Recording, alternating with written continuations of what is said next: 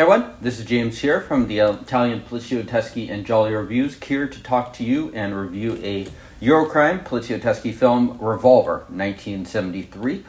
So quickly going to get in the synopsis before we spoil the film and talk a bit about it. So we do spoil films here, but here is the quick synopsis. The vice governor of a prison's wife is taken hostage and he is forced to execute a prison break for the prisoner, and then we basically kind of are slowly discovering the plot and what's going on as the film goes along.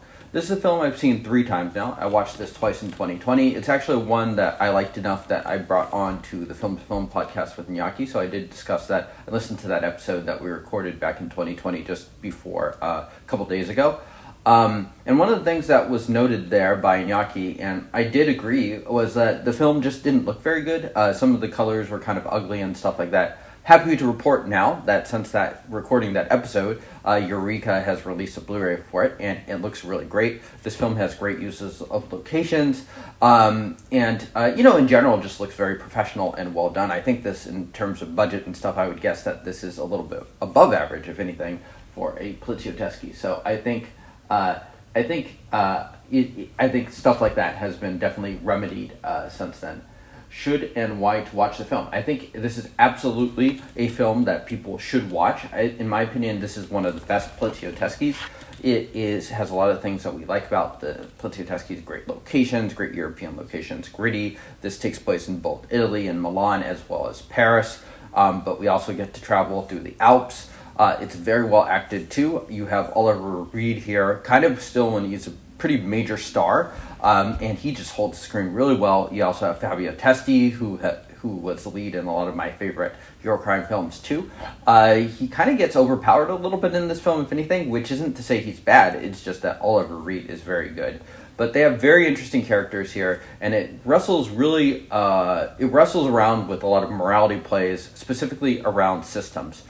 This is definitely a film about something. So this film is directed by Sergio Sollima. The person I always want to compare him to is Damiano Damiani. And I think in terms of sort of the space that they occupy and who their films would appeal to, I do agree. They are definitely different directors, but they both, I think, have significant crossover appeal to more than just kind of like the hardcore poliziotteschi grindhouse fans. I think their films have maybe a little bit more of a broader appeal just because a lot of it is more character-based, or they're about different themes that I think maybe like a little bit more of the festival crowd might find interesting as well. So they're definitely firmly genre films, Eurocrime films, but they also work in a couple different levels.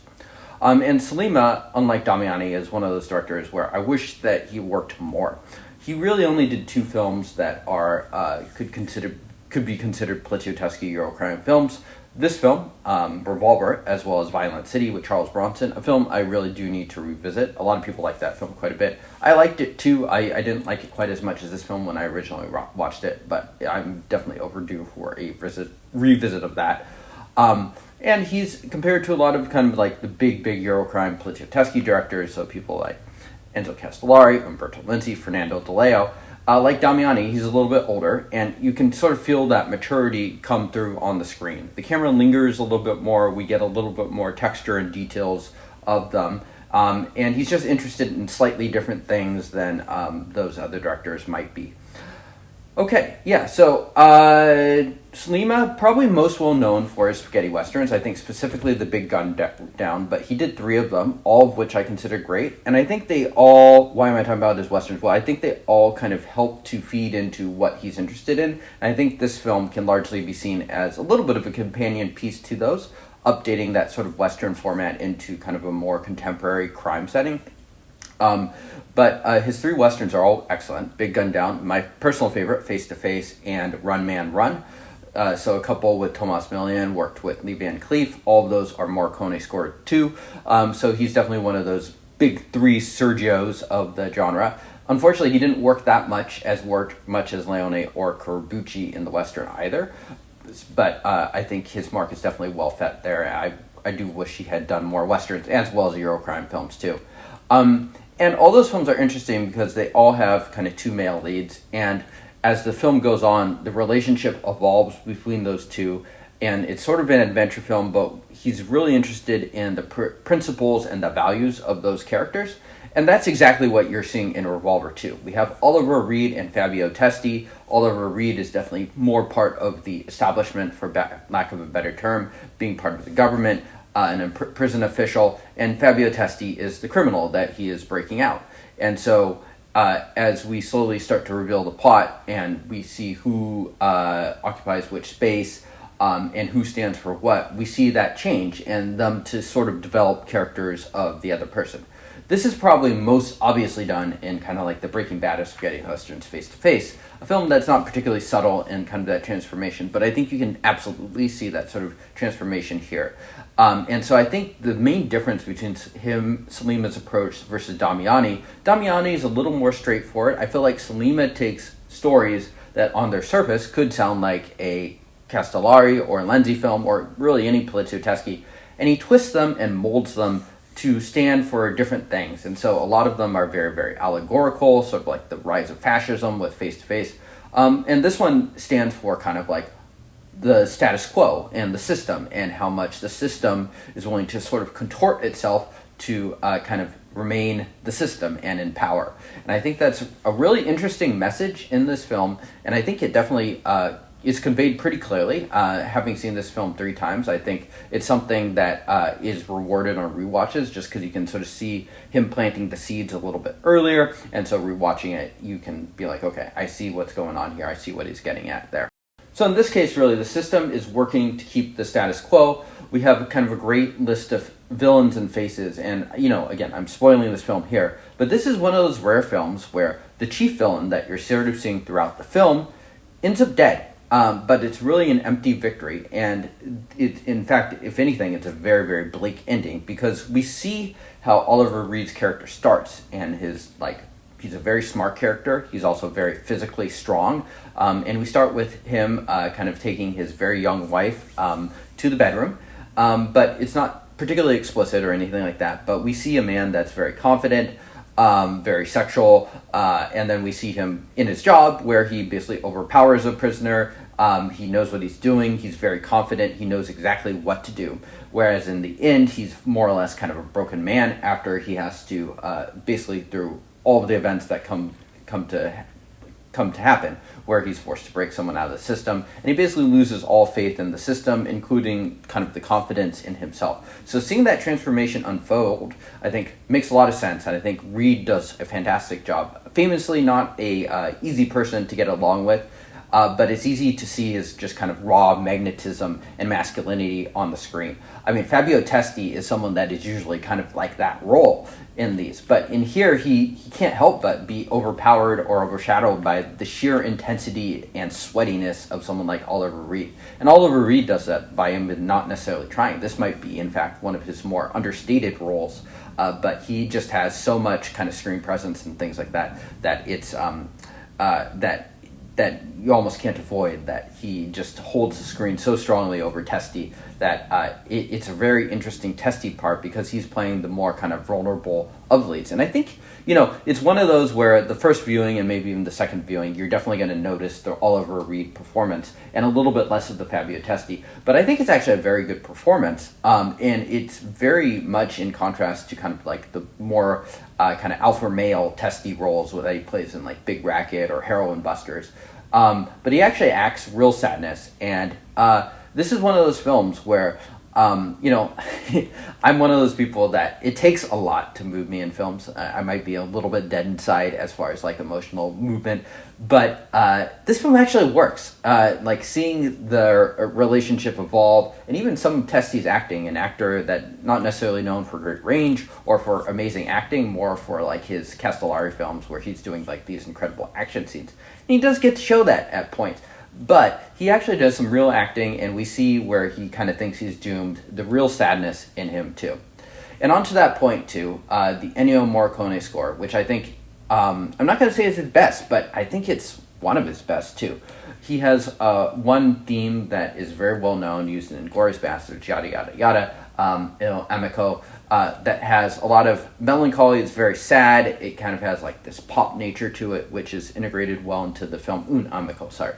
But he also has this really, really great track in Revolver as well that has more of the piano, very energetic, very of the time. He did similar scores, I think, in maybe Almost Human or one of those films too, or Rome Armed to the Teeth. I'm getting them the Tomas Millian films mixed up a little bit, but he uses that to great effect here. So I think the Morricone score is very, very top notch.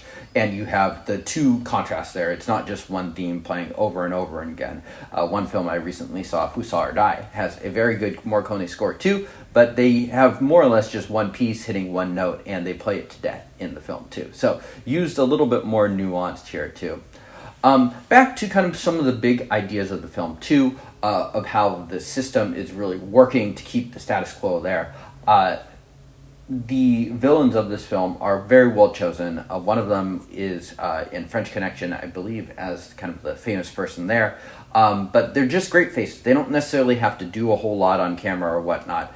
And the implication is always that there is someone behind them, which is why it's such an empty victory when Oliver Reed does go to the morgue and he finds the person that he knows is responsible for the kidnapping and stuff of his wife. But he refuses to identify him just because he's so worried, and he knows that there are people behind them. There's a bald guy that kind of occupies the next villain up level, and he doesn't do much in the film. He just has a very kind of blank poker face thing, and it's very, very intimidating. Another couple things that should be noted too, and Yaki noted when we did the review of just the casual police brutality there, about how people are quote-unquote falling down the stairs in the prison. That's just kind of like the systemic norm there.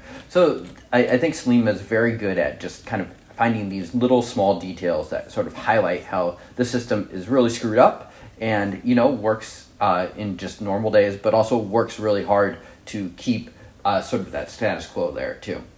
The set pieces are interesting here. They're very fast, and they feel a lot more kind of just explosive, like a spaghetti western.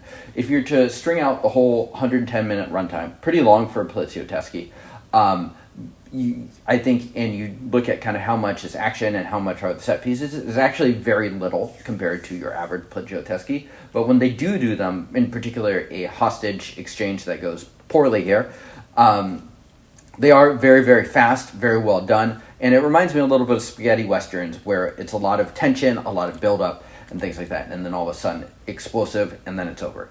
And the great sets are another great way to just kind of overcome just these smaller budgets. I don't think this is a smaller budget film, but you do have some great sets here. I love the Alps and the fog. I think this is one of the areas where the Blu-ray really helps to shine a light on how good quality this film is. Those feel the most spaghetti western-ish too, just kind of having our characters out in the wilderness.